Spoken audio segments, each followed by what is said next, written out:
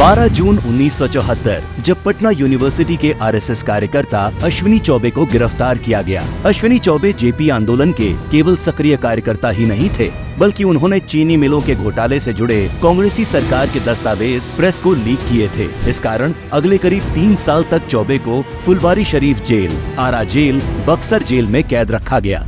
इन जेलों में अश्विनी चौबे को इतना बुरी तरह पीटा गया कि वो करीब 11 महीने तक पटना मेडिकल कॉलेज में भर्ती रहे। उनकी दोनों किडनी में खराबी आ गई। गर्म तवे पर लेटाकर की गई पिटाई के निशान से सारा शरीर गंभीर रूप से जल गया।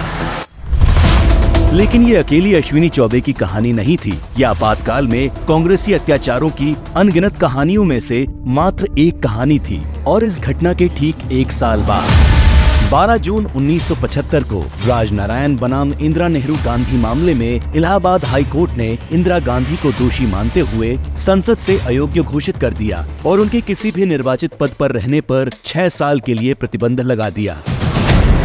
कोर्ट के आदेश के बाद अपनी कुर्सी छोड़ने की जगह इंदिरा गांधी ने इमरजेंसी लगाकर देश के लोकतंत्र का गला घोंटना ज्यादा बेहतर समझा और यहीं से कांग्रेस की घोषित तानाशाही यानी आपातकाल की शुरुआत हुई।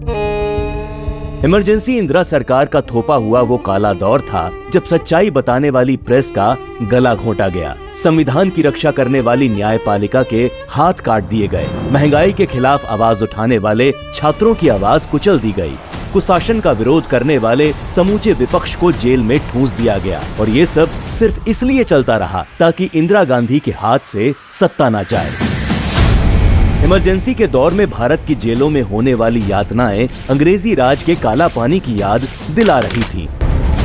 इंदिरा गांधी का सबसे ज्यादा गुस्सा छात्रों पर फूटा, क्योंकि छात्रों के नवनिर्माण आंदोलन की वजह से ही गुजरात के कांग्रेसी सीएम चिमन भाई को इस्तीफा देना पड़ा था। वहीं बिहार छात्र संघर्ष समिति भी इंदिरा गांधी के लिए सरदर्द बनी हुई थी। इसीलिए आपातकाल के दौरान इंदिरा सरकार ने सबसे भीषण दमन छात्रों का ही किया। छात्र संगठनों को प्रतिबंधित करके छात्र नेताओं को जेल में ठूंस दिया गया, जहाँ उन्हें पुलिस या ज्यादतियों का शिकार होना पड़ा।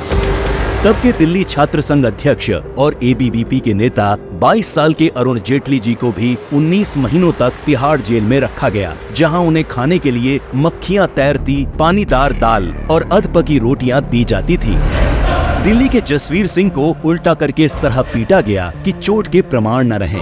रेलवे ट्रेड यूनियन नेता जॉर्ज फर्नांडिस के भाई लॉरेंस फर्नांडिस को इतना पीटा गया कि वो सालों तक सीधा खड़ा नहीं हो पाए। इस दौरान किश्तया गौड़ और भूमया तक को फांसी दे दी गई। मीसा और डीआईआर कानून बनाकर लाखों लोगों को जेल में डाला गया, जहां बर्फ की सिल्लियों पर लेटाकर सत्याग्रहियों को पीटा जाता था। उनकी उंगलियों पर कुर्सी रखकर उस पर बैठा जाता था। बेहोश होने तक चाबुक से घंटों पीटा जाता। कई दिनों तक भूखा प्यासा तड़पाया जाता और इस दमन के खिलाफ कहीं आवाज नहीं उठाई जा सकती थी। सिर्फ आम जनता ही नहीं, विपक्ष के बड़े नेताओं को भी इस सरकारी दमन का शिकार होना पड़ा। 25 जून 1975 को जयप्रकाश नारायण ने दिल्ली के रामलीला मैदान में करीब 1 लाख लोगों की जनसभा को संबोधित किया, जहां उन्होंने कांग्रेसी सरकार को चुनौती देते हुए सिंहासन खाली करो कि जनता आती है नारा लगाया। इस सभा से इंदिरा गांधी इतनी घबरा गईं कि तुरंत जेपी समेत सभी प्रमुख विपक्षी नेताओं को गिरफ्तार करने का आदेश देते हुए उसी रात देश पर आपातकाल थोप दिया गया। इमरजेंसी के दौरान जेपी का स्वास्थ्य तेजी से खराब होने लगा। कैद के दौरान ही उनकी दोनों किडनी खराब हो गईं और उनके इलाज में बरती गई लापरवाही आज तक जांच का विषय है। आपातकाल की वजह से जेपी की रिहाई के लिए भारत में खुलकर आंदोलन चलाना असंभव था। इसीलिए ब्रिटेन में सुरूर होदा ने जयप्रकाश नारायण की रिहाई के लिए नोबेल शांति पुरस्कार विजेता नोएल बेकर की अध्यक्षता में फ्री जेपी अभियान तक चलाया।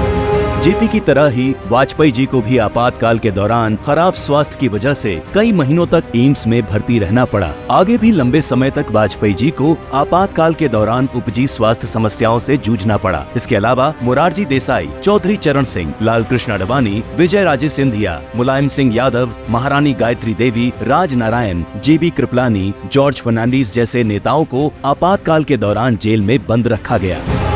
इस कांग्रेसी दमन की सच्चाई दुनिया के सामने न आए, इसके लिए भारतीय प्रेस का गला घोंट दिया गया और यहाँ तक कि विदेशी पत्रकारों तक को देश निकाला दिया गया। बिना सरकारी निगरानी के अखबार एक भी लाइन नहीं लिख सकते थे।